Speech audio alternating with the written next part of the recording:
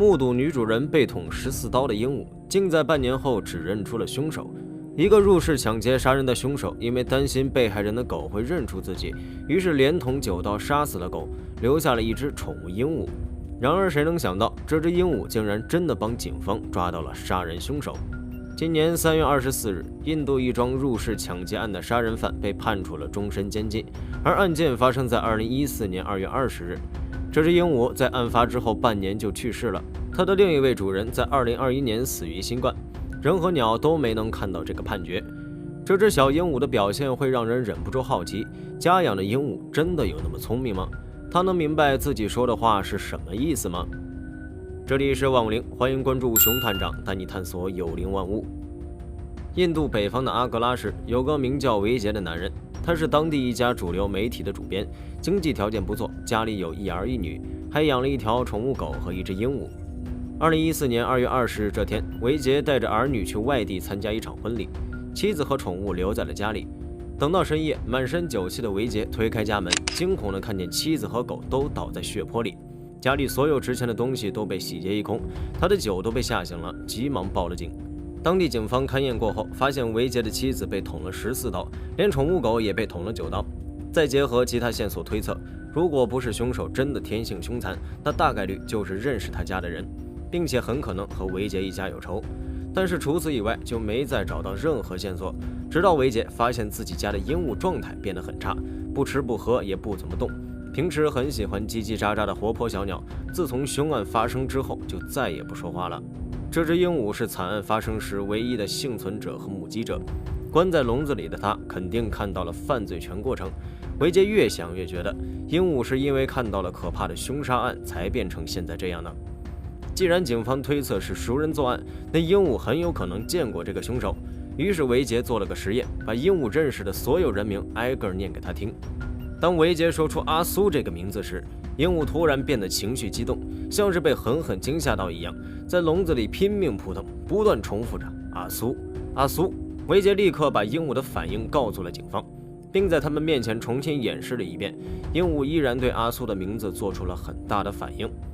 不过鹦鹉的证词显然没办法采用，但他的反应还是给警方提供了侦破思路。警方立刻找到了这个阿苏，经过审问，阿苏很快就交代了，是他和朋友马西一起策划了这起抢劫杀人案。维杰很难接受这个事实，因为阿苏其实是他的侄子，曾经在家里借住了好几年，甚至他还花钱供侄子读完了 MBA 学位。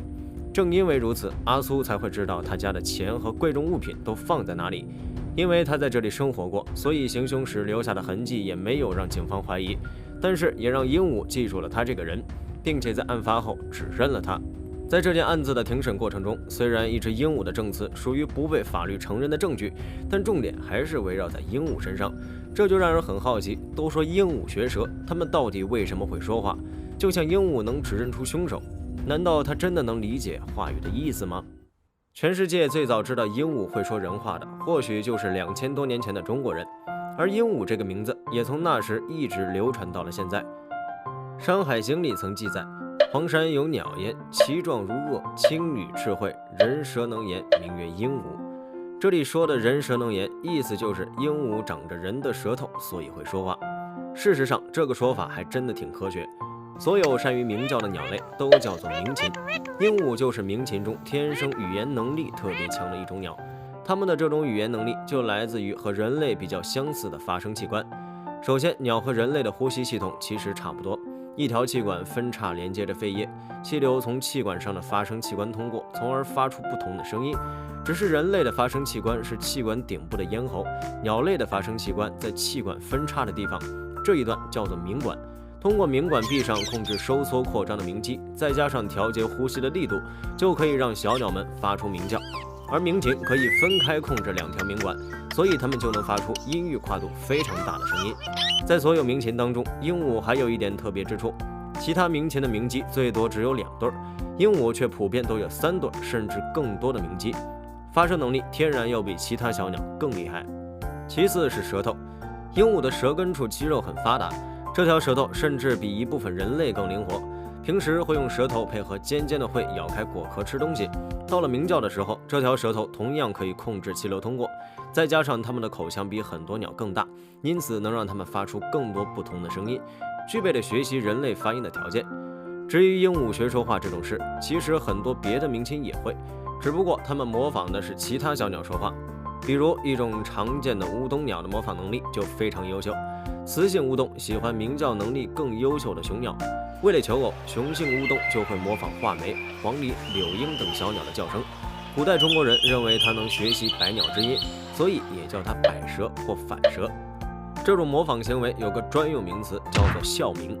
而鹦鹉学人说话也算是一种笑鸣，是一种条件反射式的机械模仿，也是因为它们自己需要和人说话聊天。鹦鹉的交流欲是很强的，它们还非常聪明，在野外环境下，群居的鹦鹉社会化程度很高，不管是求偶还是捍卫领地，只要有事一定会叽叽喳喳和同伴交流，非常喜欢聊天。到了人类圈养的环境里，没有同类的鹦鹉就会去和自己能接触到的动物交流感情，试图建立起符合自己天性的社会关系，这是它们的一种本能。在经过人类的引导，鹦鹉自然而然就会模仿自己经常听到的声音，只不过因为它们没有嘴唇，所以一些需要嘴唇参与的爆破音，它们没办法发出来，有时发出的音节听起来会有点奇怪。既然鹦鹉有那么厉害的语言能力，那它究竟知不知道自己说的话是什么意思呢？31岁鹦鹉向女主人表白，难道它真的有人类的感情吗？过去人们总认为鸟类的智商很低，然而不管是帮助警方侦破凶杀案的鹦鹉，还是会向女主人深情表白的鹦鹉，都证明了有些鸟类聪明到能拥有和人类相似的感情。这是真的吗？在上世纪中期，动物学家们都认为，以鸟类那么小的脑子，它们一定是非常蠢笨的。按照那时候的科学观念来看，大脑越小的动物智力肯定是越低的。像鹦鹉这样只会学人讲话的小鸟，肯定不能理解人类的语言。不过，有只叫做亚历克斯的灰鹦鹉，就用自己的深情表白打破了这个传统观念。亚历克斯是一只非常出名的非洲灰鹦鹉，通过女主人的精心教导，亚历克斯学会了150个单词，还能分辨具体的颜色、大小、形状，并且准确用人类的语言表达出来。灰鹦鹉本来就是鹦鹉中很聪明的品种，当亚历克斯长大之后，他还对人们发出过“我是什么颜色”这种体现了自我认知的问题，被评价说拥有2岁小孩的情感和5岁小孩的智商。如果没有意外，亚历克斯能轻松活到50岁左右，只可惜他在31岁的时候就因病去世。不过，在亚历克斯临死之前，他向自己的主人，也是动物行为学家的艾琳·佩珀伯格表达出了令人惊叹的情感 ：“You be good, I love you, see you tomorrow。”这句遗言翻译成中文的意思是：“你要珍重，我爱你，明天见。”如果按照以往的观点，亚历克斯不可能理解这句话的含义，因为一直以来人类都认为鹦鹉说话是一种模仿，他们只是把固定的词语和获得的反馈联系在了一起。比如看见有人走过来就说你好，当人类向自己挥手告别就说再见。在训练他们说话的时候，只要鹦鹉在特定的场景下做出了正确的回答，就可以得到奖励。这样的正反馈会加深他们的记忆，几乎没人会觉得是鹦鹉理解了不同词语的含义，从而自行选择使用的。然而亚历克斯用自己证明了鹦鹉其实能理解语言的意思。那么是不是我们低估了鸟类的智商呢？鸟类不属于哺乳动物，它们的大脑构造也和我们不太相同。但是阿尔伯塔大学的神经科学家已经通过实验证明了，构成鸟类智力基础的神经回路基本上是和灵长类动物的大脑趋同进化出来的。也就是说，在面对同样的生存压力时，鸟类和灵长类选择了不同的大脑进化方向，虽然形状不一样，但使用起来的效果都差不多，这就是趋同进化。正因为如此，比如乌鸦、喜鹊这样非常聪明的小鸟，完全可以通过和灵长类动物相似的测试，从而证明这些小鸟的智力水平在某些方面能达到6、7岁小孩的程度，远超人类的想象。另外，2016年的一项研究显示，别看鸟类的脑子小，它们大脑内的神经元密度远比哺乳动物更高。而像鹦鹉和鸦科这种极为聪明的鸟类，在一定面积内，神经元数量甚至比灵长类还多。也可以证明鹦鹉的认知力和人类的近亲是同一个水平的。因此，鹦鹉是完全有能力理解自己学会的人类语言，比如怎么骂脏话。2022年，云南野生动物园的非洲灰鹦鹉小灰就被游客教会了说脏话，甚至在直播间开骂，获得了超高的人气。差不多同时，英国伦敦有5只灰鹦鹉也学会了骂人。这几只聪明的鹦鹉不仅骂游客，每天还激情对骂，让饲养员非常头疼。虽然最后这些会骂人的聪明小鸟都被强制矫正了坏毛病，但是以他们的智商来看，应该是知道自己说的是脏话，但就是乐此不疲。毕竟，就算是人类最快掌握的外语，也永远都是脏话。